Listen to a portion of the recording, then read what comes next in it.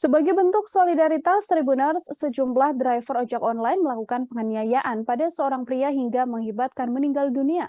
Pria tersebut merupakan pelaku penganiayaan terhadap driver bernama Hasto Priyowasono yang terjadi di SPBU Jalan Brigjen Sudiarto nomor 264 Kelurahan Kalijari, Pedurungan, Semarang, hingga videonya viral di media sosial.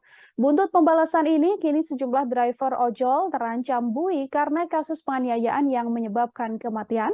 Diketahui setelah Hasto mendapatkan tindak penganiayaan, rekan-rekan sesama ojolnya mengantarkan korban melapor ke Polsek Pedurungan.